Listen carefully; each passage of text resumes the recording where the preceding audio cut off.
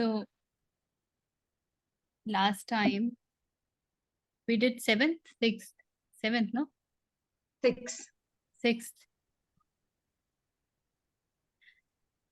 ध्यान योग का छठा श्लोक हमने किया। अभी कुछ भी ऐसा जो छठे तक, अब ध्यान योग में हम लोग ज्ञान योग का समावेश देखेंगे।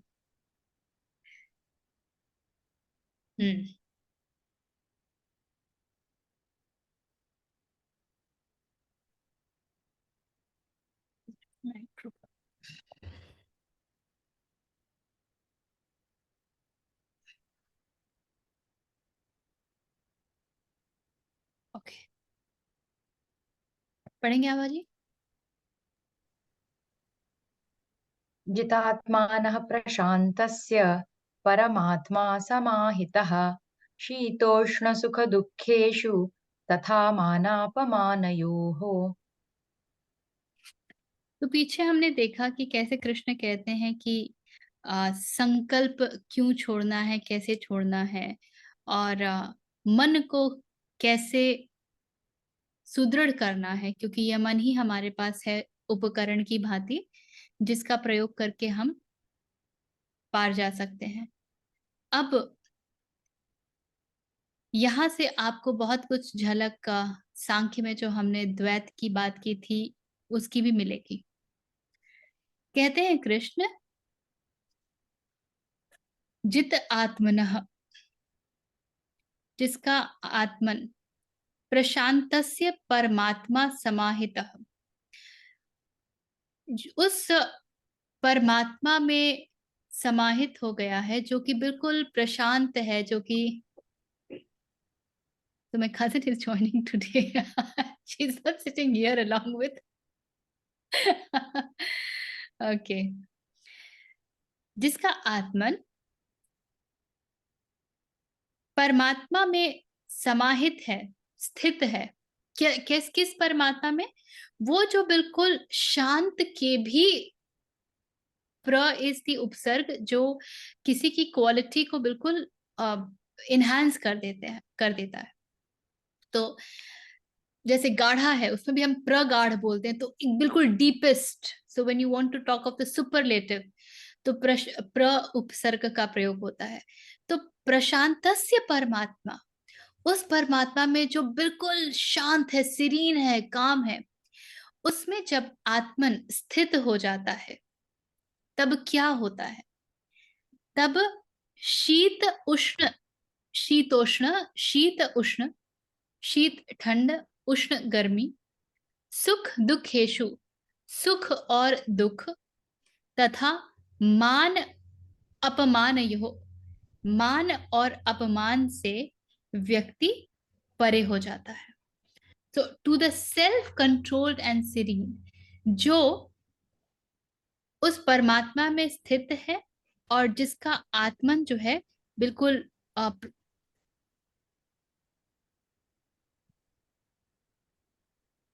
शांत है। The supreme self is the object of constant realization for such a person.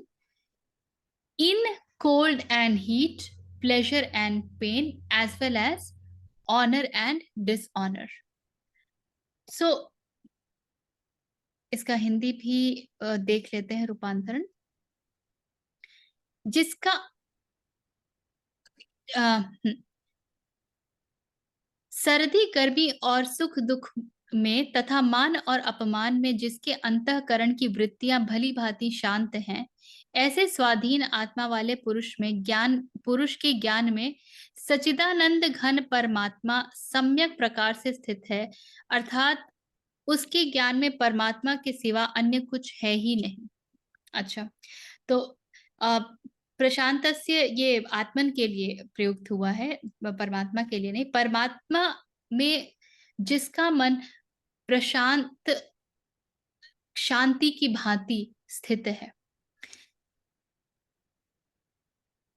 अब ये इतनी मजेदार बात है, क्योंकि हमारे जो रोजमर्रा की बातचीत ही होती है ना, उसमें हम क्या पाते हैं?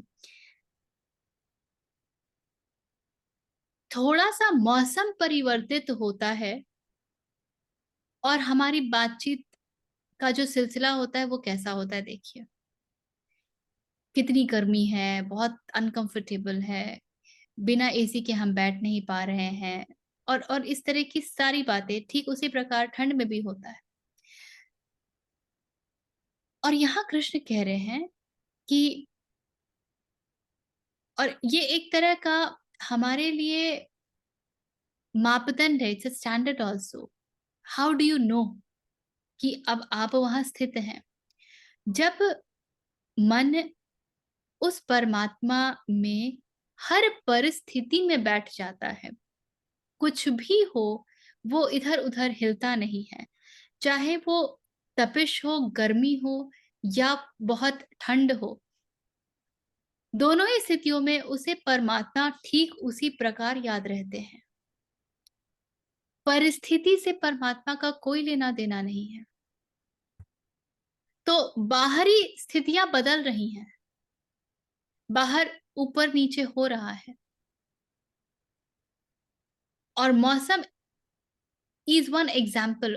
This is applicable on everything. Pleasure and pain. मुझे बहुत आनंद आ रहा है, मुझे बहुत मज़ा आ रहा है या फिर मुझे किसी प्रकार का कष्ट है। मुझे माने कौन? मन और शरीर। तो मन को किसी प्रकार का कष्ट है, मन को कुछ अच्छा नहीं लग रहा है, मन ने कि कुछ बातों को लेकर के प्रसन्नचित्त नहीं है, बहुत अप्रसन्न है या फिर मन अत्यधिक प्रसन्न है। मन बहुत खुश है क्योंकि उसे जो कुछ भी हो रहा है उसकी उन अनुभूति पा करके उसे बड़ा आनंद आ रहा है। क्योंकि मन तो सेंस ऑर्गन्स के साथ अटैच्ड है और सेंस ग्रैटिफिकेशन के लिए मरता रहता है। और ठीक उसी प्रकार सम्मान में और अपमान में, या तो मुझे किसी ने कुछ अच्छा कहा या मुझे किसी ने कुछ बुरा कहा। हर एक स्थिति में तो इसको बस यहीं तक रोक कर नहीं रखेंगे, ये बात आगे तक जाती है। प्रायः यह है कि अर्थ यह है कि कोई भी परिस्थिति हो, व्हाटएवर इट इज, मन जो है वो हर परिस्थिति में शांत है और उसमें ही रमा हुआ है। तो कृष्ण कह रहे हैं कि ये एक तरह से हमारे लिए ना अ, एक क्लैरिटी है। हम कैसे जाने कि हम उस ओर बढ़ भी पाए हैं कि नहीं? कैसे पता चले कि भाई कुछ भी मैं परमात्मा की तरफ उन्मुख हुई हूँ कि नहीं? उस दिशा में कुछ कदम भी बढ़े हैं कि नहीं? तो आप देखेंगे कि जीवन में एक सम आने लगेगा और हर क्षण उसका स्मरण बना रहेगा। परिस्थितियों से और आपके साथ जो कुछ भी हो रहा है, परिस्थिति बाह्य रूप में भी और आपकी मनःस्थिति के रूप में भी। दोनों ही चीज़ों से आप हिलते नहीं हैं। ये आपको आपके आपका जो आसन है, जो परमात्मा में बैठा है, उससे आपको हिला नहीं पाती। लेकिन हमारे जीवन की कहानी ये है कि परमात्मा तो बहुत दूर की कौड़ी है, हम तो हर छोटी-बड़ी चीज़ों पर हिलते हैं ना। आज मुझे याद है कि when I was coming to Mumbai तो I just got something packed क्योंकि बिल्कुल वो लंच आवर के बीच में पड़ता है ना। और मुझे पता है कि उस समय भूख लगेगी, कुछ मिलेगा नहीं तो कुछ होना चाहिए। सो आई जस्ट गॉट सम 2-3 आलू parathas packed and my cook she made it और वो नमक कम ही डालती है और साथ में कुछ भी नहीं था। It was just that. तो जब मैंने पहला बाइट लिया ना तो मुझे एकदम से लगा कि यार इसमें कुछ स्वाद नहीं है और उसके बाद तुरंत बिल्कुल तत्क्षण, अगले ही क्षण में मुझे लगा ये क्या है? स्वाद सोच रहे हैं, ये चक्कर क्या है? And then it was like okay, now eat it easily, आराम से। और फिर पूरा अच्छे से खा लिया, फिर कोई दिक्कत नहीं है। लेकिन वो उस एक मोमेंट में भी नमक कम है, साथ में कुछ है नहीं, मैंने क्यों नहीं बोला कि थोड़ा-सा अचार लगा दो? ये सब बात बिल्कुल तुरंत से आ गई मन में। और इतनी छोटी-छोटी बातों पर भी हम लोग हिल जाते हैं। कितने-कितने छोटी-सी बात पर भीतर में कुछ बैठा है जो खुल के बाहर आ जाता है और हम ट्रिगर्ड फ़ील होते हैं और तुरंत reaction, spur of the moment. तो अभी तो सब सारी चीज़ें हमको हिलाने के लिए बिल्कुल तैयार बैठी हैं। किधर है हमारे भीतर का वो स्टेडफास्टनेस, समहितः, वो सम कहाँ है जीवन में? ये पूछना पड़ेगा। और मज़ेदार बात ये है कि जब वो सम आने लगता है, उसी क्षण आप जीवित होते हैं, क्योंकि उस क्षण से आप स्पॉन्टेनियसली रिस्पॉन्ड करना शुरू कर पाते हैं। वो जो उस क्षण के लिए उचित है, वो जो अभी होना चाहिए और वो जो आपके पैटर्न का हिस्सा नहीं है। होता है ना, बातचीत के क्रम में हमसे यदि कोई बात कर रहा होता है तो हमारे दिमाग में उत्तर पल रहे होते हैं कि इसका आंसर मैं क्या दूंगी, अब मुझे क्या कहना है। तो मैंने सुना क्या, मेरे जो खोपड़ी में चल रही है, जो पक रहा है, उसने तो वैसे ही जो सुनने की प्रक्रिया है उसको डाइल्यूट कर दिया। और अब वो सुन करके जो मेरे मन में शुरू हुई है वार्ता कि मुझे ये उत्तर देना है, तो ये तो मेरे पैटर्न का हिस्सा है, क्योंकि अभी तो बात पूरी खत्म भी नहीं हुई है। बात कहाँ जा रही है मैंने पूरे खोल के देखा भी नहीं है और रिएक्शन चालू शुरू हो गया। So this is how we get so very, तुरंत हिलते हैं। और जब हम छोटी-छोटी चीज़ों में हिलते हैं ना, तो बड़ी चीज़ों में बिल्कुल उम्मीद मत कीजिएगा कि आप नहीं हिलेंगे। लोग अपने आप को बड़े-बड़े इवेंट्स के लिए प्रिपेयर करते हैं कि if this happens I will not.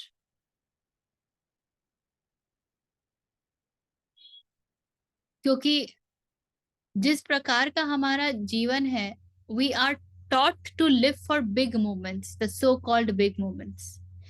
और वो बिग मोमेंट्स क्या होते हैं? जब प्रमोशन मिलता है, जब नौकरी मिलती है, जब शादी होती है, जब बच्चे होते हैं, जब आप कोई एसेट बिल्ड करते हैं, those are supposedly the big moments. तो क्योंकि उन चीजों की तैयारी चल रही होती है, तो हमको ये पता ही नहीं है कि उसके अलावा भी कुछ है। तो जो प्रतिदिन हो रहा होता है उसको हम बिल्कुल डिस्काउंट ही कर देते हैं, उस पर तुम्हारा ध्यान होता ही नहीं है। और इसीलिए जब रिएक्ट नहीं करना है, रिस्पॉन्ड करना है, स्थिति को नियंत्रण में लेना है, तो भी हमको लगता है कि अरे बिग मोमेंट्स में तो हो ही जाएगा। पर ऐसा होता नहीं है, because you are building who you are on every day, who you are as body mind. और विटनेसिंग तो अभी तक आया ही नहीं है, दृष्टा भाव अभी तक आया ही नहीं है, साक्षी भाव अभी तक आया ही नहीं, समता अभी तक आई ही नहीं है। So then all of that creates a barrier. कि हमने शुरू में भी पढ़ा था, जब कृष्ण कह रहे थे कि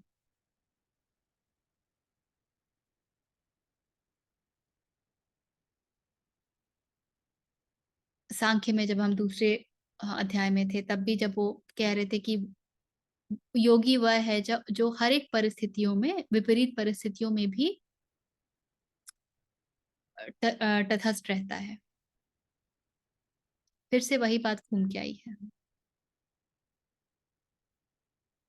तो द्वैत, मन द्वैत है और वो द्वैत में ही घूमेगा, ये उसका कैरेक्टरिस्टिक है। जब तक मन के साथ अटैचमेंट है, तादात्म्य है, तब तक हम भी द्वैत में ही घूमेंगे।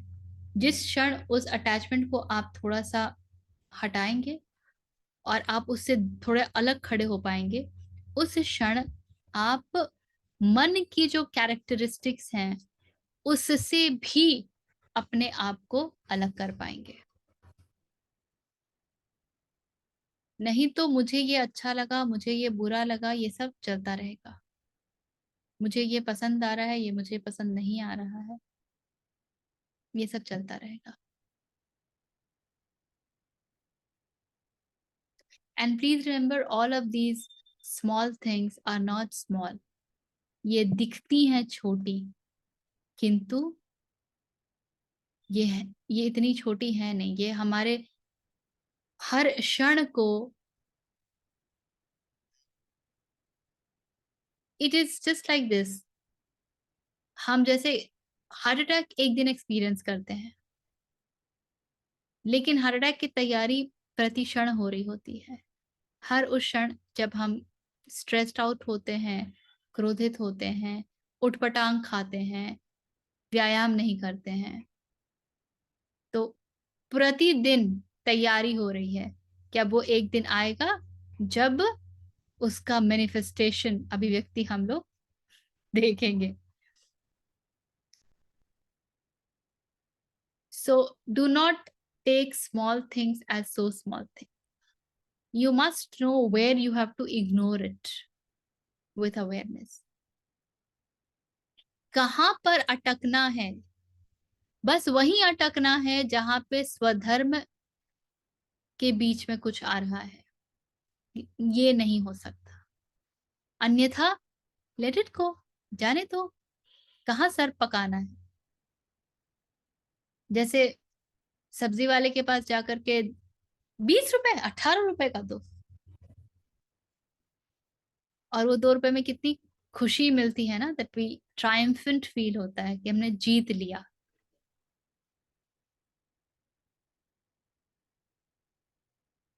पूरे सब्जी बाजार में से आप 2-2 रुपए करके ना 50, 60, 70 रुपए से ज्यादा बचा ही नहीं सकते हफ्ते की सब्जी में।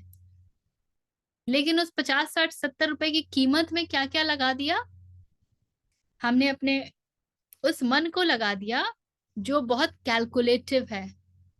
हमने उसके कैलकुलेशंस को और स्ट्रॉन्ग कर दिया।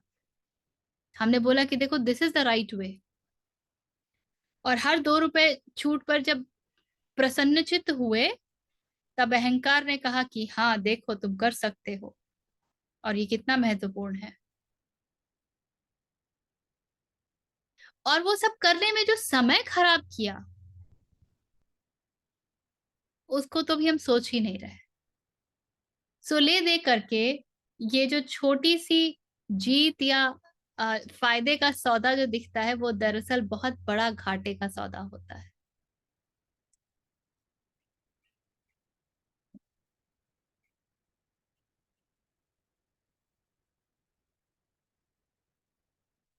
कई बार हमने बात की है, hold your sense organs from going to places जहां पर the chances are it will slip, it will slip. Cut the supply, याद है? Cut the supply. घर में कई कई कई कई घरों में होता है ना कि डायबिटीज हो गया है, और मीठा छूटता नहीं है, तो मीठा लाना ही बंद कर देते कि ना आएगा ना खाओगे। तो हमें भी बहुत सारी चीजों के लिए करना पड़ता है कट द सप्लाई। कुछ चीजों के लिए रूल बनानी पड़ती है कि नहीं, इतने ही कपड़े, दैट्स इट। अब एक आएगा तो एक को जाना होगा। So when you go to shop, you tell yourself, अभी है ना स्टॉक में, then why this? Because market will keep bringing new things every day. That's how market sustains itself. So are you going to bring one new piece every day for yourself? तो ये जो slippery shopping होती है ना, एकदम से cut जाएगी.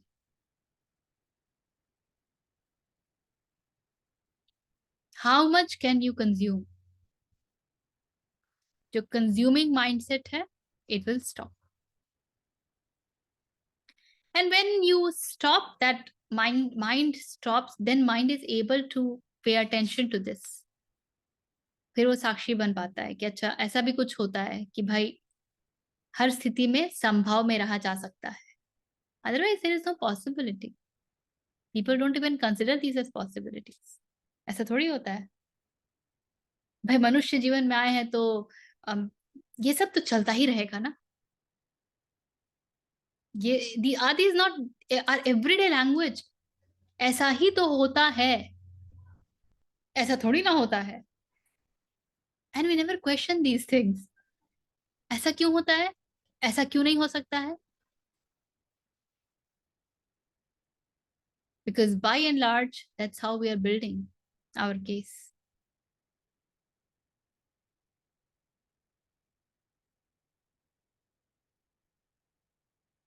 और कुछ इसमें? Anything that needs more elaboration?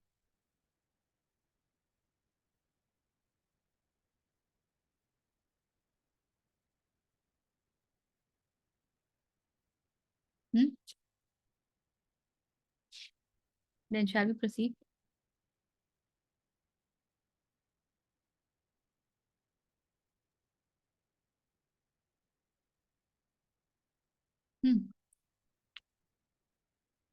ज्ञानविज्ञानतृप्तात्मा कूटस्थो विजितेन्द्रियः युक्त इत्युच्यते योगी समलोष्टाश्मकाञ्चनः.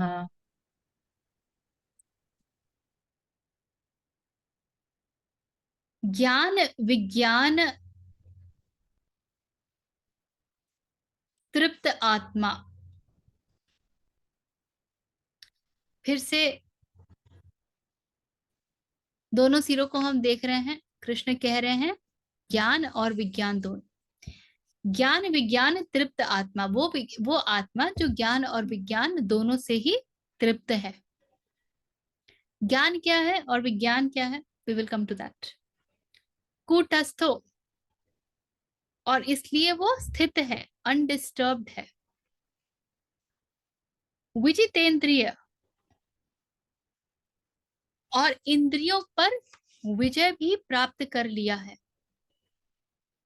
जिसने अपनी इंद्रियों पर विजय प्राप्त कर लिया है. युक्त इत्युच्यते, युक्त इति उच्यते. Thus it is said, इति उच्यते, thus it is said, युक्त,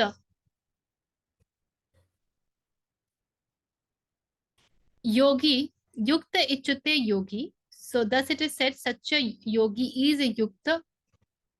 समलोष्टा अश्म कांचन.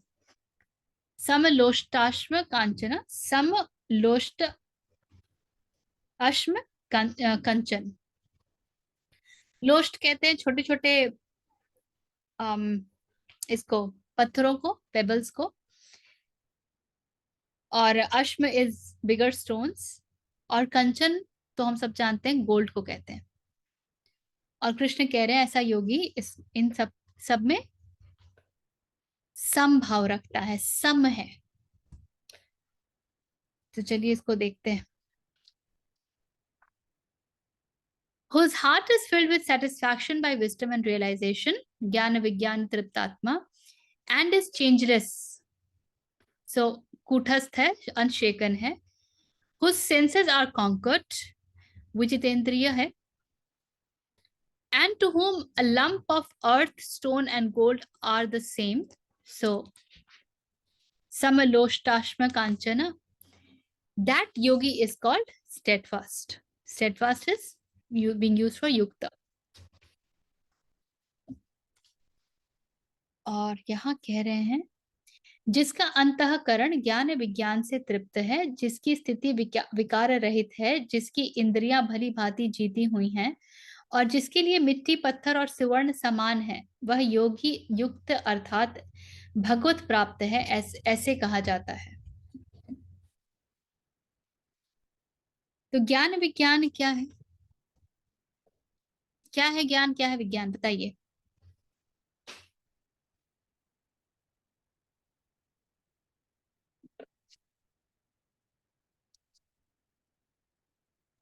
अरे कितनी बार चर्चा की हमने ज्ञान विज्ञान। शाब्दिक अर्थ जो पता है, ज्ञान जो है सामान्य ज्ञान है, जैसे थ्योरेटिकल नॉलेज।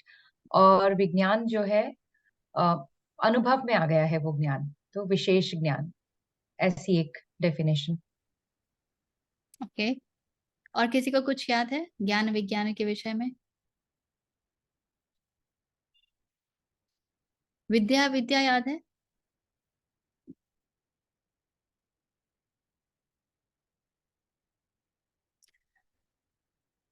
ज्ञान अर्थात all the knowledge about the world, जो भी ऑब्जेक्ट के बारे में जाना जा सकता है वो ज्ञान है। इसी को उपनिषद अविद्या कहते हैं। मुंडक उपनिषद में ये प्रसंग आया था कि जो जो अविद्या में रत है वो कुएं में गिरता है, लेकिन जो विद्या में रत है वो और भी गहरे कुएं में गिरता है। तो ज्ञान क्या है? जो कुछ भी संसार के पास से ऑफर करने के लिए, उसके बारे में जो भी जानकारी होगी, जो कुछ भी आप जानेंगे, वो सब ज्ञान है, वो सब अविद्या है। और अविद्या का भी अपना स्थान है। ऐसा नहीं है कि अविद्या बिल्कुल बुरी चीज है। भाई हम जानना ही नहीं है, अविद्या नहीं जानोगे तो खाना पकाना नहीं जानोगे, आग जलाना नहीं जानोगे, बाजार से कुछ खरीद के लाना नहीं जानोगे, सब्जी उगाना नहीं जानोगे, सफाई करना नहीं जानोगे, क्योंकि जो कुछ भी इस शरीर और मन के तल पर हो रहा है वो सब कुछ अविद्या है। तो ज्ञान विज्ञान, विशेष ज्ञान, वि जो उपसर्ग है, ये हर चीज को उसकी पराकाष्ठा पर पहुंचाता है। It makes it the most sacred of whatever. So actually vigyan is that gyan which is about realization. हम लोग साइंस को विज्ञान कहते हैं because ideally science is, we don't want to look at science in the अविद्या format, तो उसको विज्ञान कह दिया। बट जो जब हम गीता के पास आते हैं या उपनिषदों के पास जाते हैं तो उनकी भाषा में जो विज्ञान है वो है आत्मज्ञान, और कोई विज्ञान नहीं होता। तो ज्ञान और विज्ञान दोनों में तृप्त होनी चाहिए आत्मा को। क्यों? क्यों उपनिषद कहते हैं कि जो अविद्या में बैठा है वो तो अंधे कुएं में जाएगा, किंतु जो विद्या, सिर्फ विद्या को पूजता है वो और भी गहरे कुएं में जाएगा? क्यों कहते हैं? क्योंकि अगर आपने फिर से एक को छोड़ा और दूसरे को पकड़ा तो वही चूक हो गई। अब आप फिर से जजमेंटल हो गए, you have become specific about things. कहाँ सहज रहे ऐसे व्यक्ति को? क्या कभी पूरे संसार में परमात्मा नजर आ सकते हैं? इसीलिए ज्ञान और विज्ञान दोनों से तृप्त आत्मा। कृष्ण ये कभी नहीं कह रहे हैं कि ज्ञान नहीं होना चाहिए। ये अलग बात है कि ज्ञान में ही इतना भटक गए कि गए विज्ञान का कुछ पता ही नहीं, क्योंकि ज्ञान तो इतना है कि कितना पालेंगे। And that's why then we cut the supply. उतना ही ज्ञान जितना इस शरीर को चलायमान रखने के लिए आवश्यक है।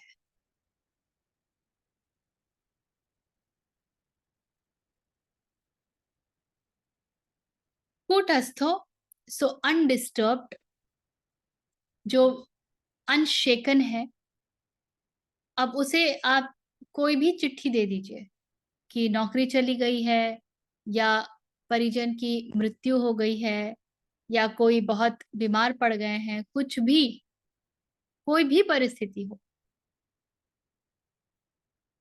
हर परिस्थिति में वो व्यक्ति अनडिस्टर्ब्ड है, अनशेकन है। अब ये सब तो एक्सटर्नल हो गए, खुद के लिए भी अभी पता नहीं है कि अगला क्षण कैसा होगा, और डर लग रहा है और मालूम नहीं है। कूटस्थ, अनशेकन। विजित इंद्रिय, जिसने इंद्रियों को जीत लिया है। क्यों इंद्रियों को जीत लिया है? क्योंकि इंद्रियां ही हमको बाह्य जगत का दर्शन कराती हैं, और यदि इंद्रियों को नहीं जीता है तो बाह्य जगत में फिरते रहेंगे, फिर ज्ञान में ही विचरते रहेंगे, फिर कूटस्थ जैसा कुछ हो नहीं सकता। फिर कूटस्थ सिर्फ यहीं पे मिलेगा, जीवन में नहीं मिल सकता। अतः इंद्रियों पे जो मुझे बाह्य जगत से जोड़ती हैं, उनके ऊपर विजय। तो मैं इंद्रियों को उतना ही वहां जाने दूंगी जितना आवश्यक है इस शरीर के चलायमान के होने के लिए।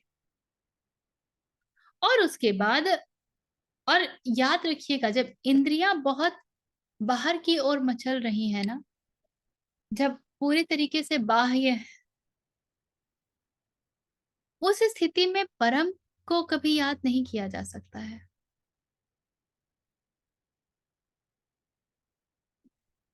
उस स्थिति में कभी परम याद ही नहीं आएंगे, क्योंकि आप बैठेंगे एक क्षण को याद करने को, और हर वो चीज जो आपने बाहर बाहर से जुगाड़ी है, जिनके इम्प्रेशन अब आप कैरी कर रहे हैं सटल लेवल पर, क्योंकि अपने आपने इंद्रियों को उसका रस लेने दिया, आंखों को देखने दिया, नाक को सूंघने दिया, शरीर को, त्वचा को स्पर्श करने दिया, जीभ को स्वाद लेने दिया।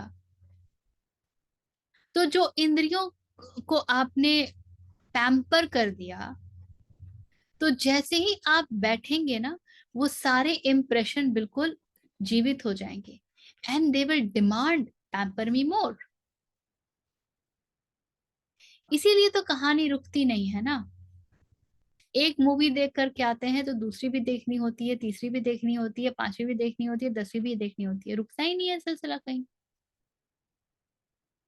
एक बार रेस्टोरेंट में खा के आ गए तो मन ही नहीं भरता है, फिर खाना होता है, फिर खाना होता है, चाहे वही सड़ा गला खाना खाए।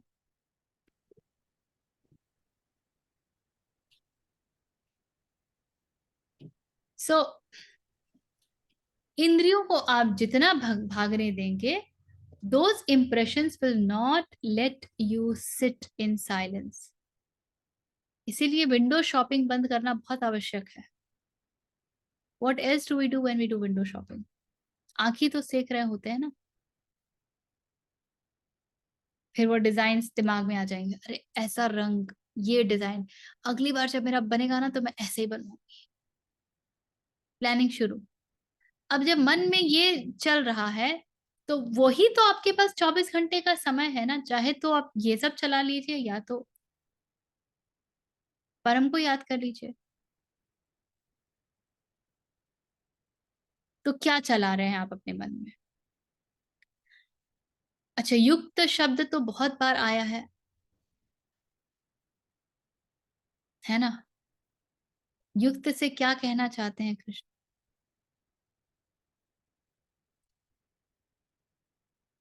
अभी पीछे भी क्या कहा है उन्होंने? युक्त मतलब जानकार ना। युक्त इज द वन, युक्त शब्द इज ऑल्सो विथ युज से ही बनता है, वो भी, तो वो भी योग को ही दिखाता है। Now I have all those qualities and I am with that. इसके पीछे भी कई बार रेफरेंस आए हैं, मैंने सोचा था मैं निकाल के रखूंगी, and I think I forgot. इसको एक बार ध्यान दूंगी, तो नेक्स्ट टाइम जब व्हेन वी मीट ना, I just try and check out that reference. तो थोड़ा सा युक्त के ऊपर देखिए। बिल्कुल खोला और मेरे सामने आ गए। पीछे पढ़ता 5वें चैप्टर में, युक्तः कर्म फलम त्यक्त्वा, वो है युक्त जिसने कर्म फल को त्याग दिया है। एक युक्ताहार विहारस्य, ऐसा भी है ना, उसमें भी युक्त शब्द है। तो युक्त कई स्थान पर आया है। युक्त से कृष्ण क्या अर्थ कहते हैं उसको हम फिर से एक बार देख सकते हैं। We'll just take a quick look. युक्त मीन्स यहाँ इन राइट बैलेंस, नो, न in the कम right न way. ज्यादा। उचित, युक्त आहार युक्त विहार, उस कॉन्टेक्स्ट में उचित है वो, करेक्ट अमाउंट। या युक्त साथ में भी होता है, I think it depends on वो किसके साथ जोड़ा गया कॉन्टेक्स्ट पे है। डिपेंड करता है, कॉन्टेक्स्ट पे डिपेंड करता है। So that's the reason I said कि उसको एक बार हम लोग देखेंगे। तो जुड़ा इति हुआ, जुड़ा हुआ भी बोलते हैं ना, युक्त मतलब जुड़ा हुआ, सम्मिलित, युक्त, शामिल। हाँ वही जो मैंने कहा ना, युज से ही आता है युक्त, उसके लिए भी कहते हैं। संयुक्त जो शब्द है ना, जुड़ा हुआ होने से आता है। तो युक्त इत्युच्यते योगी ही समलोष्टाश्म कांचन, ऐसा जिसके लिए मिट्टी, पत्थर और सोना सब एक समान हो गए हैं। कितनी मजेदार बात है। मिट्टी, पत्थर, सोना सब एक समान हो गए। अब उसे आप कॉटन दीजिए या सिल्क दीजिए, दोनों के लिए समभाव है। उसे आप चांदी की थाल में खिलाइए या ऐसे ही किसी प्लेट में, कोई दिक्कत नहीं है। हम लोग क्या करते हैं, the moment we have guest हमारे क्रॉकरीज निकलते हैं।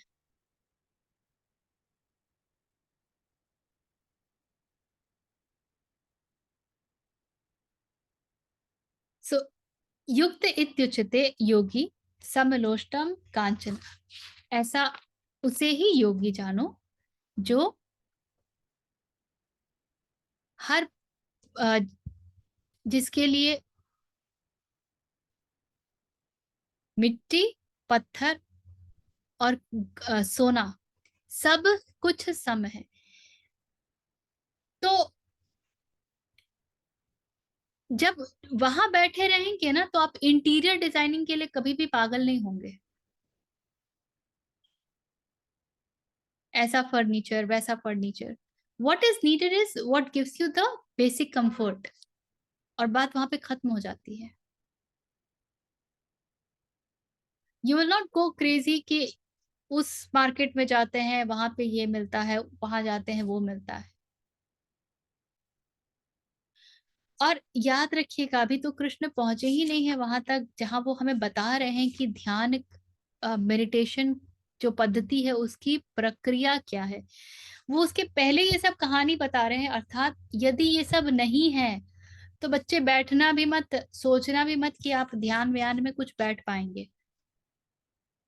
जब तक ये सब नहीं होता है, ज्ञान योग नहीं भीतर घुसता है, तब आप जैसे ही अपने मन को शांत करेंगे, ठीक उसी क्षण आपको ये सारे संस्कार उठ उठ करके परेशान करेंगे। And then you will say that I can't seat.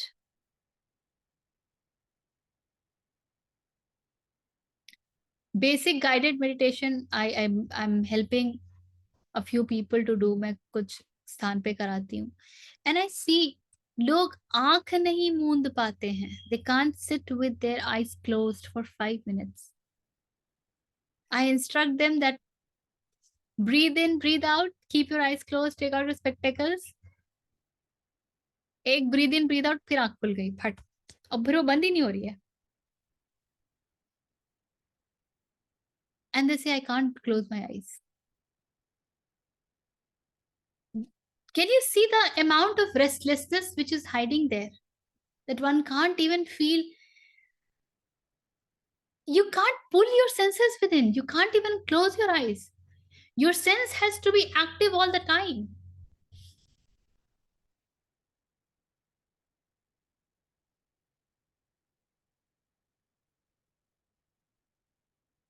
इतनी ऊर्जा हम अपने सेंसेस को दे देते हैं, इंद्रियों को दे देते हैं। एक अभी गाइडेड मेडिटेशन करा दीजिए ना।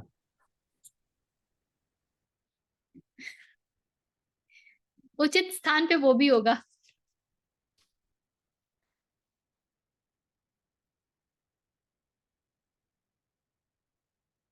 ठीक उसी तरीके से कर्मेंद्रियों की भी बात कर लीजिए। सिर्फ इंद्रियों का अर्थ सिर्फ ज्ञानेंद्रियां तो है नहीं। जो काम वासना में फंसा रहता है उसकी इच्छा और तीव्र और तीव्र और तीव्र होती है। जिसको कुछ बनाना है, I am a painter, I want to create, वो क्रिएशन खत्म ही नहीं होता है।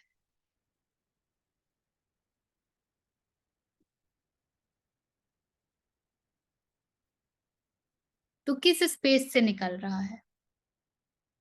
सो जब इंद्रियां शांत नहीं होती हैं तो फिर ध्यान योग वगैरह संभव नहीं हो पाता है।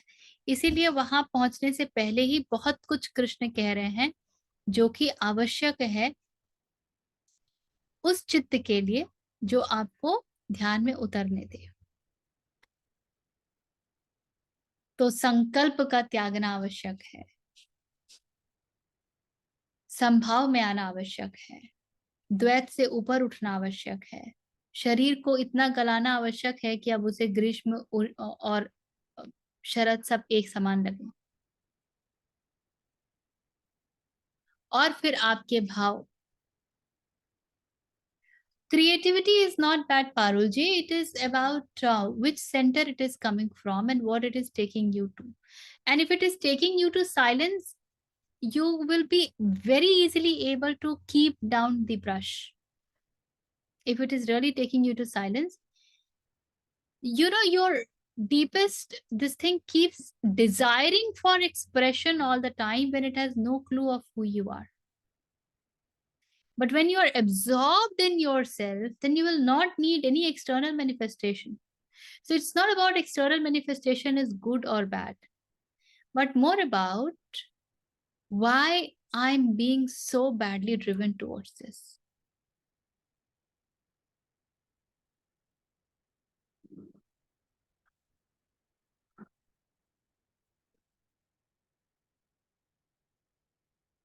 So whose heart is filled with satisfaction by wisdom and realization, and is changeless, whose senses are conquered, and to whom a lump of earth, stone, and gold are the same. That yogi is called steadfast.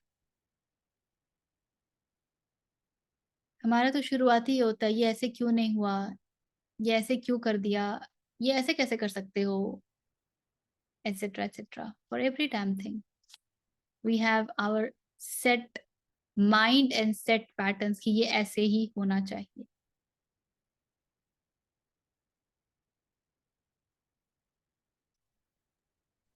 So is it we should not follow a process? No, it's not that. Follow the process. The what is that process for is important. Where is that process coming from is important.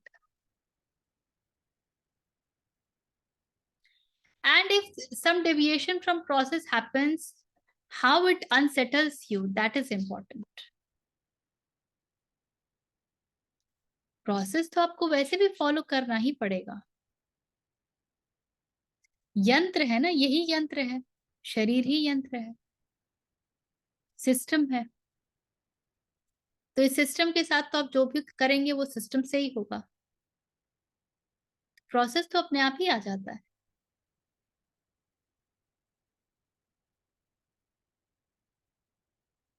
But उस process के precision के पीछे जब हम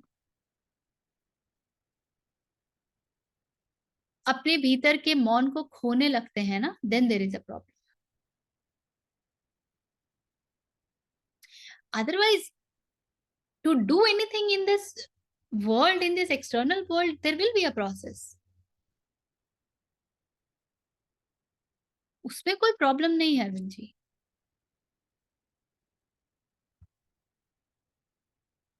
हर वो चीज जो यंत्रवत चलेगी जो मैकेनिकली चलेगी वो तो प्रोसेस से ही चलेगी।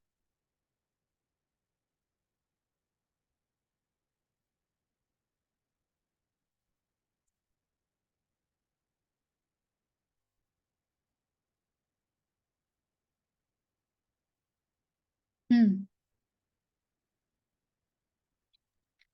Got it, got it. Hmm. प्रश्न है, हम्म। ज्ञान और विज्ञान के बारे में अभी बात हुई, तो इस विज्ञान द प्रैक्टिकल इम्प्लीमेंटेशन जो ब्रह्म ज्ञान पा चुका है, या जैसे एनी स्पिरिचुअल और फिलोसॉफिकल सब्जेक्ट इज विज्ञान? नहीं, विज्ञान is not at all about implementation in this context. Science जो हम लोग सीखते हैं, जिसको हम हिंदी में विज्ञान कहते हैं, वहां पर एक्सपेरिमेंट और इम्प्लीमेंटेशन वो सब का हिसाब किताब रहता है, ये वो विज्ञान नहीं है। This is about all the time operating from the right center. There is nothing to implement. Implement करने के लिए आपके पास पहले कुछ होना चाहिए, then you convert into implementation. When there is spontaneity, वहां पे implementation थोड़ी होता है। तो जब यहाँ पे विज्ञान कह रहे हैं कृष्ण, तो ये अर्थ है आत्म साक्षात्कार से, आत्मबोध से। हाँ जी अभिषेक।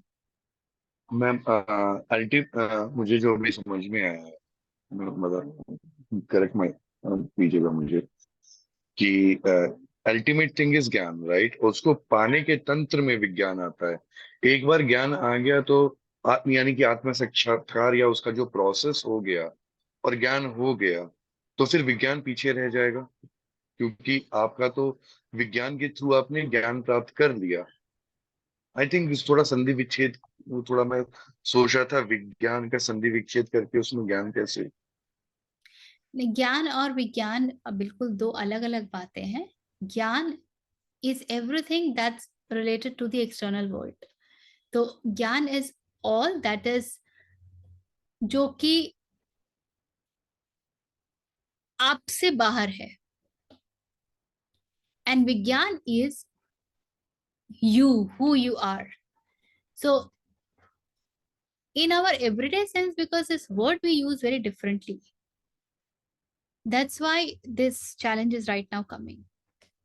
But ज्ञान is whatever is helping me to operate in the world. जब गुण कार्य कर रहे हैं, गुण धर्म अपना कार्य कर रहे हैं, तो वो बाह्य जगत में कार्य कर रहे हैं। आपको भोजन चाहिए, आपको पानी चाहिए, आपको कहीं जाना है, आपको सोना है, जो कुछ भी है, वो सब करने में जो जिस जानकारी की आवश्यकता पड़ती है, वो सब ज्ञान है। लेकिन मैं कौन हूं, इसको जान जाना विज्ञान है। हाँ मैम, एक बार थोड़ा सा फिर कंफ्यूज हो रहा हूँ। विज्ञान मीन्स तंत्र और प्रोसेस टू अचीव ज्ञान, हाँ, which is ultimate no no no inner no no knowledge. no no. We that's what I'm trying to tell you. That definition is not applicable here. विज्ञान यहाँ पे प्रोसेस नहीं है, विज्ञान कोई तंत्र नहीं है। विज्ञान इज विशेष ज्ञान। वो कौन सा ज्ञान है जो वाकई विशेष है, जो सर्वोपरि है, जो कि है आत्मज्ञान। ओके, यहाँ इस कंटेक्स्ट में नॉर्मल विज्ञान को भाषा में जो लेते हैं, ये एकदम अलग है यहाँ पर बिल्कुल उसका अर्थ। बिल्कुल बिल्कुल।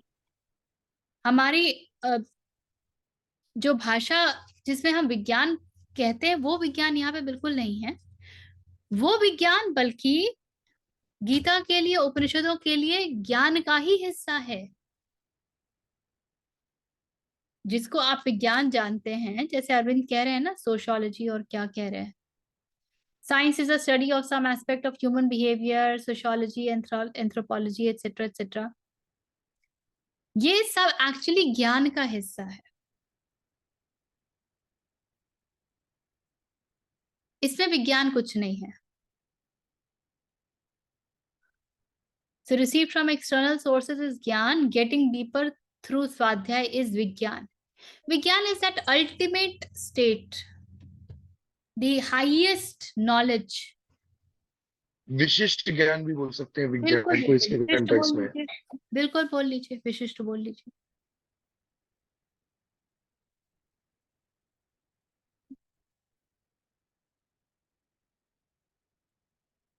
So this Gyan is only about yourself, na, not of others. Gyan is of everybody. No. This Vigyan. हाँ, this Vigyan is ये only. अपने बारे में आप जान रहे हो, वो आपका विज्ञान हो। Well, that is what you are referring to, ना? अपने बारे में जान जाओगे तो सबके बारे में ऑटोमेटिकली जान जाओगे ना। Obviously, वो जरूरत ही नहीं है ना फिर बाहर जाने की। Very simple. Good. Loving it.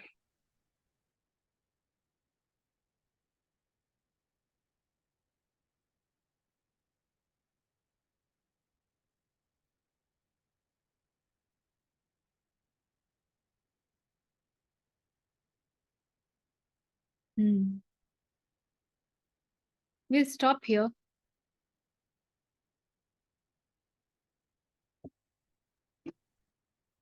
कोई प्रश्न है या कुछ और है? Anything to? ऋचा जी, हाँ जी। मुझे पूछना था कि ये जो इंद्रियां हैं, हम हमेशा कहते हैं कि उस पे अगर हमने विजय प्राप्त कर ली तो हम आत्मज्ञान की तरफ जाते हैं या हम जा सकते हैं आत्म। तो ये बात को थोड़ा सा और डेप्थ में समझाइए, क्योंकि जैसे जो अंधे भी होते, मतलब इंद्रियों का क्या लेना देना है? नाक हम समझ रहे हैं, मगर आंखों में तो हमें मेडिटेशन में ज्यादातर यही कहा जाता है कि आप आंखें बंद करो। कान हमें कहा जाता है कि शांत जगह में बैठिए, अपने आप को जानना है। तो मुझे इसका मतलब, इंद्रियों को जो है ना, इनकी विशेषता है कि ये कुछ कर पाने में सक्षम होते हैं, लेकिन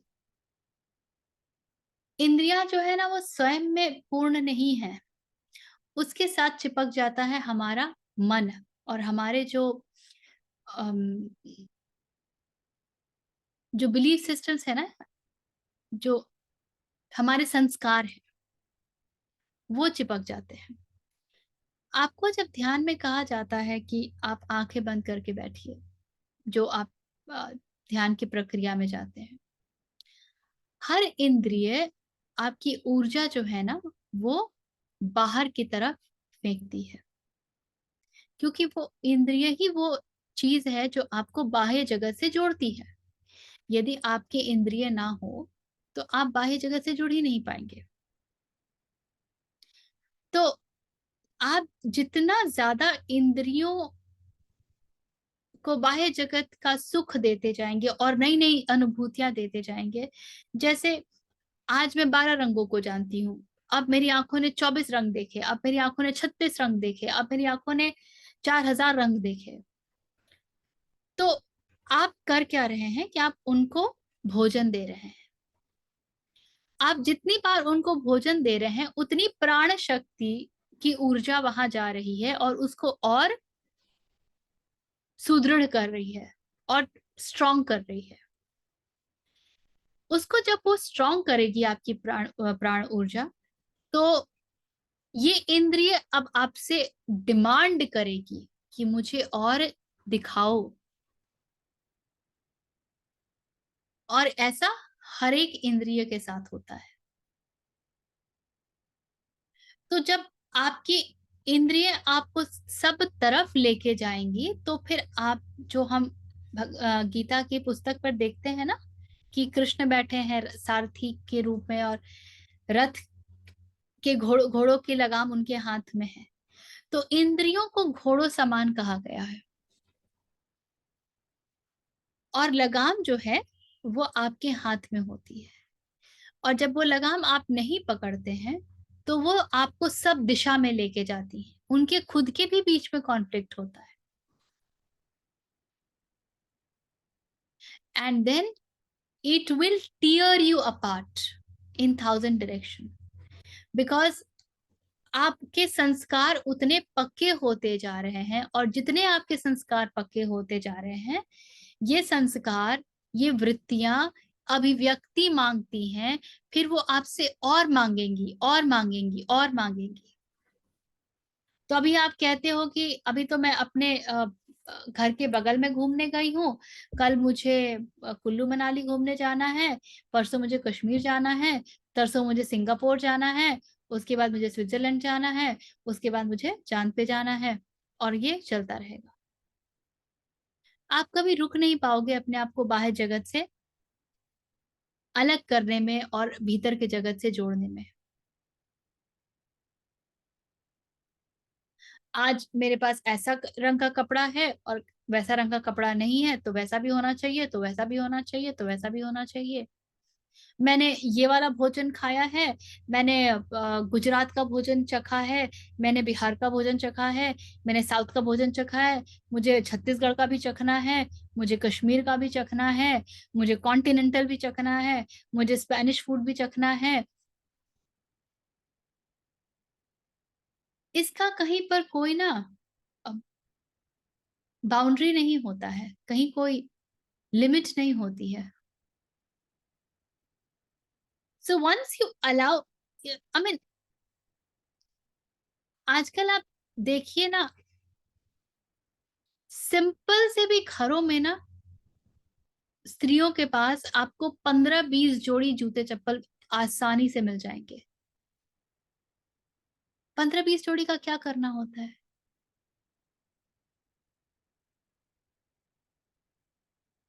तो इंद्रियां आपको लेके जाएंगी। आप पहले 2 BHK कम लगता था, अब 3 BHK कम लगता है, अब 4 BHK कम लगता है, अब 4 BHK इस लोकेलिटी में होना चाहिए, 4 BHK में इतना बड़ा बालकनी होना चाहिए, ये होना चाहिए, घर का इंटीरियर ऐसा होना चाहिए। तो आप इंद्रियों को जितना सुख देंगी, वो आपको बाह्य जगत में उतना ही घुमाएंगी, और फिर उनकी ऊर्जा उनको अलर्ट करती जाती है। देन यू बिकम वेरी, आप ना फॉर एग्जाम्पल 2 ग्रीन के शेड होंगे, you will immediately pick it up, यार ये तो 2 अलग अलग शेड हैं। आपने देखा लोगों को मैचिंग के लिए कैसे भागते फिरते हैं, एग्जैक्ट मैच चाहिए होता है। मैंने भी सीखा था लॉरियल में मैच करना। मेरा वाला तो क्रीम जी, तो मेरे को पूरा दिन बर्बाद होता है फॉल और पिको के चक्कर में। ऋचा जी, एक्सपीरियंसेस बता रहे हैं। हाँ हाँ, मैं सिस्टर वाइफ क्या करे।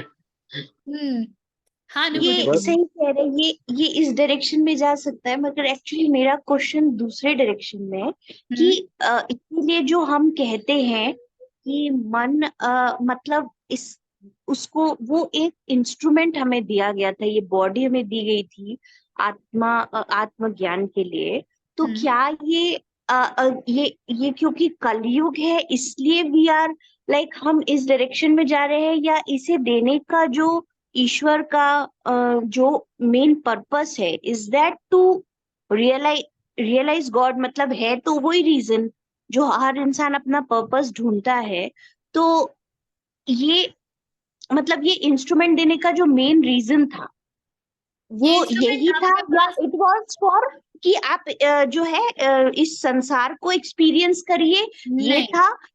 अच्छा जी, इस इंस्ट्रूमेंट के होने का कारण सिर्फ इतना है कि आप इस संसार में इस शरीर को जो आवश्यक है वो प्रदान कर सकें, और इस शरीर को और मन को फिर ईश्वर में, परम में लगा सकें, आत्म ज्ञान को ढूंढने में लगा सकें।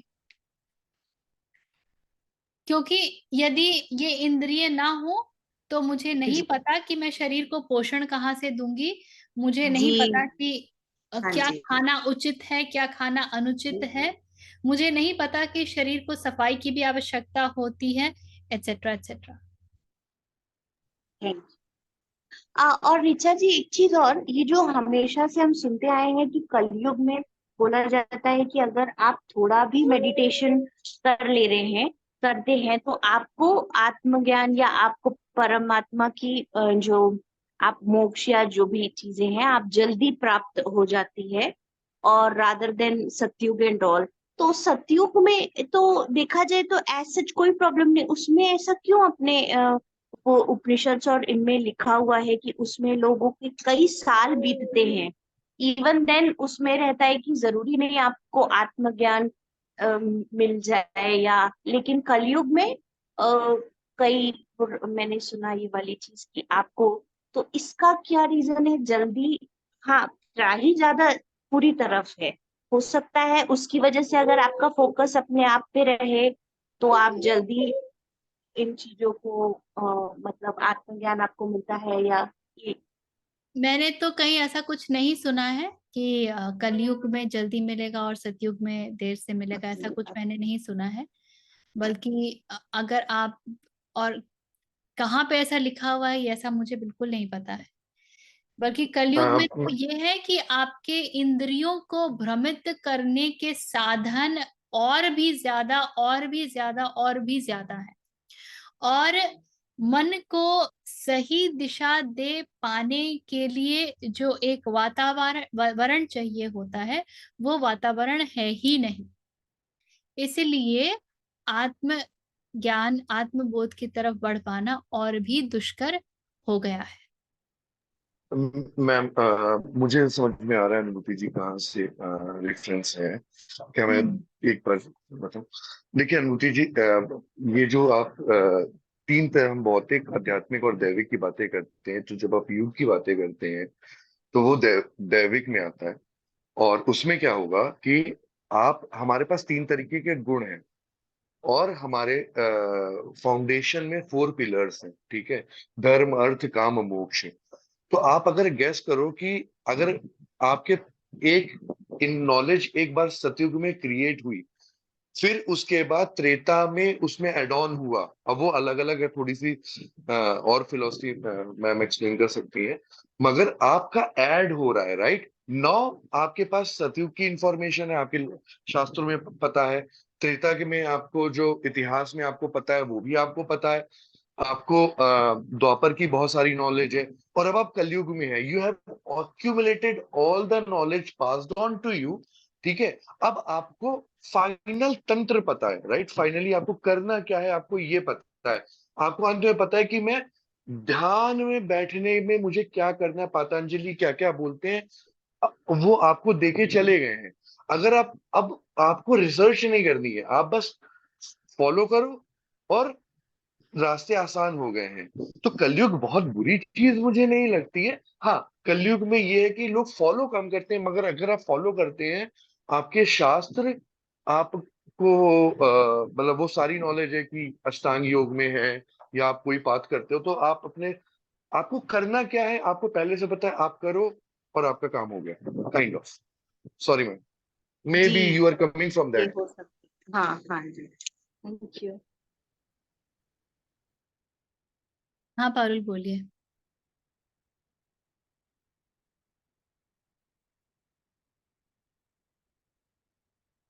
पारुल आप कुछ कह रहे हैं?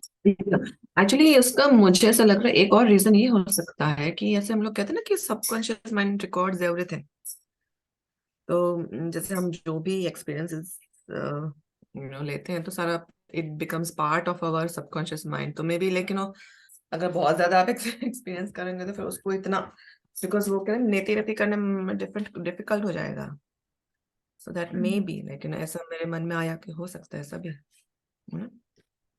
नहीं तो वो तो आपके लिए कलयुग में और डिफिकल्ट होगा ना, क्योंकि आप और इतना कलयुग इम्प्रेशन वाली बात लेकर। नहीं कर रही हूँ हम लोग, ये कलयुग वाला डिस्कशन नहीं कर रही हूँ मैं। ये है ना इंद्रियों वाला पॉइंट हाँ, था ना इंद्रियों वहां। के साथ तो नेति नेति जितना आप इम्प्रेशन लेंगे आपको उतना ज्यादा नेति नेति करना पड़ेगा, और वो उतना ही कठिन भी होगा। क्योंकि जब आप इंद्रियों में ही अभी लगे हुए हैं, तो नीति नीति करने करने के लिए जो एक बेसिक क्लैरिटी चाहिए कि नीति नीति की आवश्यकता भी है, वो ही नहीं आएगी। जिसके पास नेति नेति करने की जागृति आ गई हो, बोध आ गया हो, वो स्वयमेव ही धीरे धीरे अपने आप को इंद्रियों से अलग करने लगेगा। ये दोनों देखिए इनवर्सली प्रोपोर्शन है। जितना नीति नीति आप करोगे, आप अपने आप को उतना ही इंद्रियों में कम इंडल्ज करोगे, और जितना आप ज्यादा इंद्रियों में इंडल्ज करोगे उतना ही आप नीति नीति कम करोगे। बिल्कुल इनवर्सली प्रोपोर्शनल है, क्योंकि नीति नीति का अर्थ ही है कि अभी आप जानना चाहते हैं कि आप हैं कौन, और आप कह रहे हैं कि मैं ये नहीं हूं, मैं वो नहीं। और इंद्रियां आपको यही बता रही हैं कि अरे ये भी मैं हूं और वो भी मैं। So when you start to do नीति नीति, आप अपने आप देखेंगे कि इंद्रियगत बातों का आपके ऊपर प्रभाव कम पड़ने लगा है।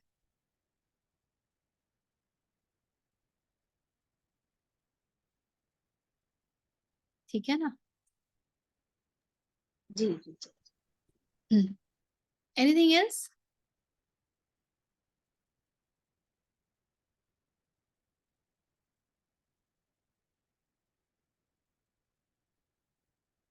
अनम्यूट। धर्म, अर्थ, काम और मोक्ष, ये 4 पुरुषार्थ है, ऐसा कहा गया है। तो फिर बाकी पुरुषार्थों का क्या महत्व है?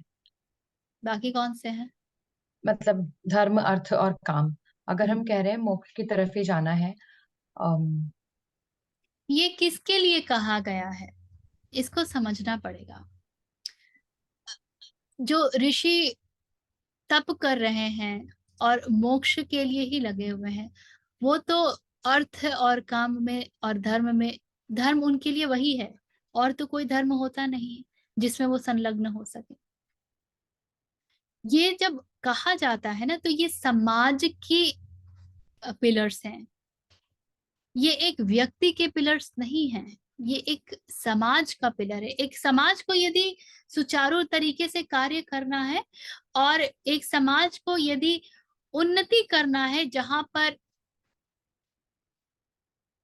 नेगेटिव एलिमेंट्स ना हो, जहां पर एक ट्रांसपेरेंसी हो, एक ईमानदारी हो, तो उसके लिए ये चारों पिलर्स इंपॉर्टेंट है कि वो धर्म को समझे और धर्म के हिसाब से कार्य करे, अर्थ का उपार्जन करे, लेकिन धर्म के पश्चात। तो जब धर्म ऊपर हो जाता है तो आप अर्थ के लिए पागल नहीं हो सकते हैं। आप अर्थ एक लिमिट तक ही उपार्जन करने के लिए जुटेंगे, और उसके बाद आप कहेंगे कि बस इससे ज्यादा मेरी आवश्यकता नहीं है। इसीलिए धर्म के बाद अर्थ है, उसके बाद आता है काम। और काम इज लाइक, क्योंकि समाज को आगे बढ़ना है तो संतानोत्पत्ति की आवश्यकता है। तो धर्म जो कहता है, और जितना अर्थ मेरे पास है उसके अनुसार मुझे कितने संतान होने चाहिए, मैं कितने संतानोत्पत्ति करूं। और फिर मोक्ष, समाज के लिए भी ये आवश्यक है कि भाई अंततः तुम यहाँ आए ही क्यों हो, जो सबसे सर्वोपरि कारण है उस तक कुछ तो पहुंचो।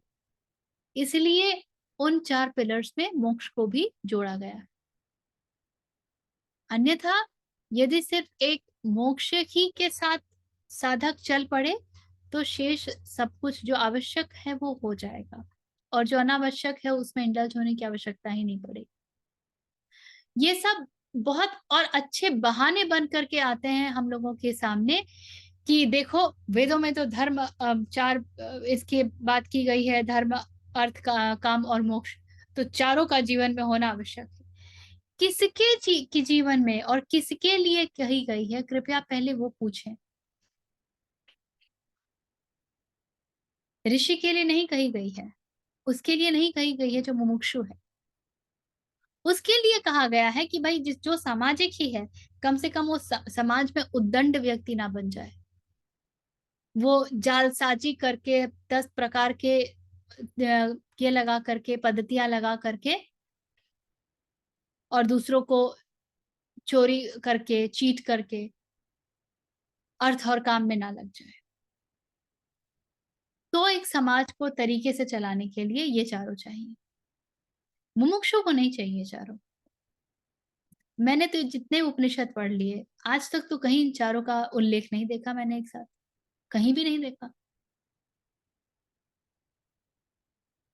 तो मैम मन ये बहुत, पौराणिक उल्लेख है, तो ये पुराण वैदिक जो है ना उपनिषद में ऋषि, नहीं है, उसको पौराणिक आपको उल्लेख है। समझना पड़ेगा कि पुराण क्यों आए, किसके लिए आए। पुराण जो है ना, और क्यों ऐसी कहानियों के माध्यम से आए जिनको यदि आप बिल्कुल सामने सामने देखते हैं तो बड़ी गुत्थम गुत्था लगती हैं, अर्थ ही नहीं निकलता कई कहानियों का। कहानी एक बहुत बड़ा माध्यम होता है मनुष्य के मन तक पहुंचने के लिए।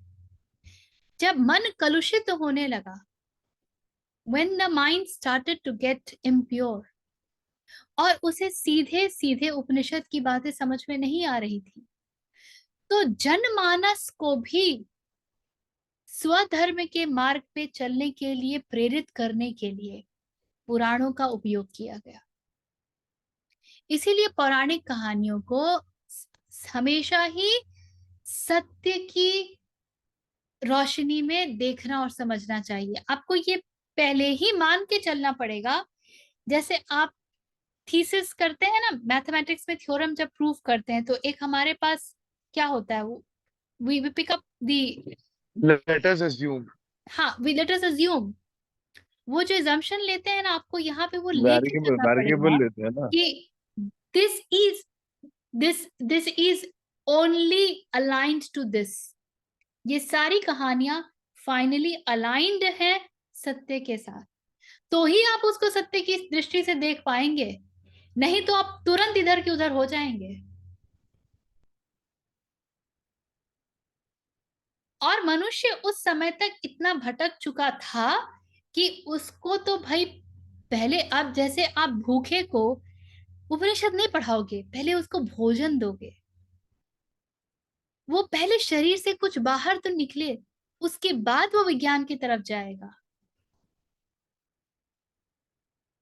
ठीक उसी प्रकार एक मन जो बहुत कलुषित है, उसको बिल्कुल बिल्कुल हीरा दिखा दोगे तो उसकी आंखें चौंधिया जाएंगी, उसको अभी वो पचाने की क्षमता ही नहीं रखता है, उसको समझने की क्षमता ही नहीं रखता है, तो उसको धीरे धीरे कहानियों के माध्यम से उस ओर मोड़ना पड़ता है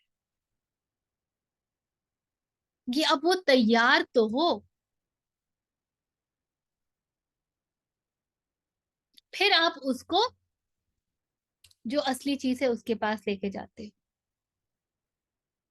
इसलिए पुराण आए, इसलिए नहीं क्योंकि उनको तो समाज ही चलाना था और उनका व्यवसाय ही कुछ और है, लेकिन कहानियों में क्योंकि हमको बड़ा मजा आता है, और कहानियों को तोड़ने मरोड़ने की जैसे कि हमको बिल्कुल वो मिली हुई है, लीगल परमिशन, और हम वही करते हैं।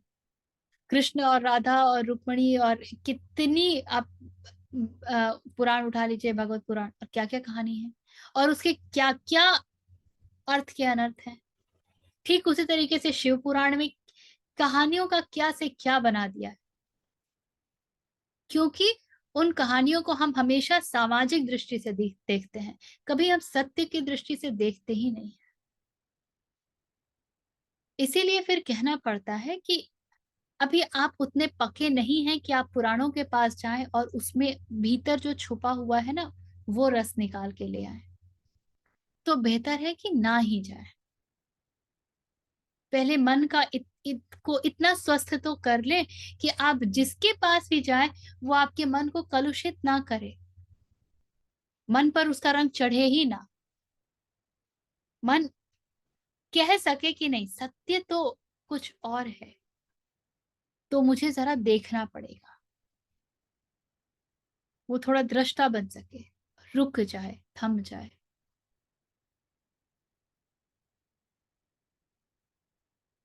इसीलिए बहुत कुछ मनुस्मृति के साथ भी यही किया गया है, बिल्कुल उल्टे पुल्टे तरीके से पढ़ा और समझा गया है, और मनुस्मृति की भाषा तो बहुत कड़ी है। आज जब लोग जातिवाद की बात करते हैं, तो जिस कारण से जाति बनी थी और आज जो जाति है वो स्वरूप ही बदल चुका है। आचार्य जी तो कहते थे कि जन्म से तो हम सब कहते हैं कि हम जन्म से हम सब शूद्र हैं। हम आज भी शूद्र हैं देखा जाए तो, क्योंकि हम चमड़ी में बसते हैं ना। हम तो शरीर से बहुत प्रभावित हैं, तो बसते तो हम शरीर में हैं, तो हम शूद्र कैसे नहीं है। किन गुणों से हम ब्राह्मण के की बात भी कर लें, हमारे भीतर तो शूद्र बसता है और हमारे भीतर वो क्या बनिया जो वो बसता है, जो हर जगह बस नाप तोल कर रहा है, वैश्य। वैश्य।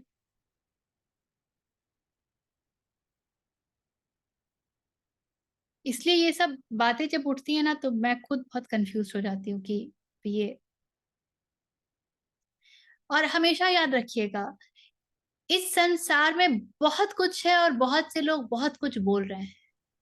महत्वपूर्ण ये कभी नहीं होता है कि क्या क्या कहा गया, महत्वपूर्ण ये होता है कि सुना आपने क्या। और कुछ कुछ बातों के लिए तो अपने आप को आप पूछ ही लिया कीजिए कि ये मैंने सुना ही क्यों, ये मैंने सुना ही क्यों। क्योंकि जब तर्क की बात आती है ना तो तर्क दोनों तरफ को तर्कों से बिल्कुल साबित किया जा सकता है और कर सकता है। और कई लोग आएंगे और बड़े प्रमाण देंगे कि मुझे ये दृष्टि है वो दृष्टि, और कुछ भी बोलेंगे। ऐसे लोगों की भी कोई कमी नहीं है। तो हमने सुना क्या ना, ये बहुत मायने रखता है। इसी संसार में मैं छल कपट से भी भरा हुआ सब कुछ है, और इसी संसार में आपको साफ मन के भी लोग मिलेंगे। मैम यहाँ पे राम जी और गौतम ऋषि की कहानी याद आती है, जब उन्होंने न्याय दर्शन पहली बार बताया था। वो कंटेक्स्ट आपको रिमेम्बर है? नहीं, मुझे नहीं उसके बारे में तो वो ये कुछ सूत्र ऐसा कहता है, आप हिस्ट्री कहना ऐसे बता चाहिए। दीजिए।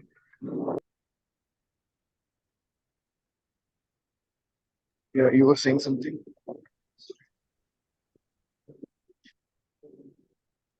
ओके, मुझे कुछ एक कहानी याद आ रही है कि राम जी जब वनवास में गौतम ऋषि के पास पहुंचे थे, तो उन्होंने कहा था कि मैंने एक न्याय दर्शन की एक के बारे में मैंने लिखा है, उस पे काम किया है, और मैं आपको बताना चाहता हूँ कि ये न्याय दर्शन कितना अच्छा है। तो उन्होंने अपने सारे शिष्यों को बुलाया और बोला कि राम जी की पूरी कहानी आप सुनिए और आपको बताइए क्या करना चाहिए। वनवास के वक्त जब उनके स्टूडेंट्स ने न्याय दर्शन के बेस पर एनालिसिस किया, तो नेक्स्ट डे उन्होंने बताया कि राम जी क्योंकि is a right guy to rule and will do lot of benefit समाज का, तो इनको कुछ नहीं करना चाहिए, वापस अयोध्या जाना चाहिए और जाके गद्दी वापस लेकर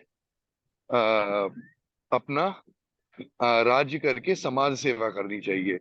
तो राम जी ने यही बोला था कि किस तरीके से न्याय जो आप समाज पे डाल रहे हो, जो लॉजिक डाल रहे हो, वो कुतर्कों को जन्म देता है। ये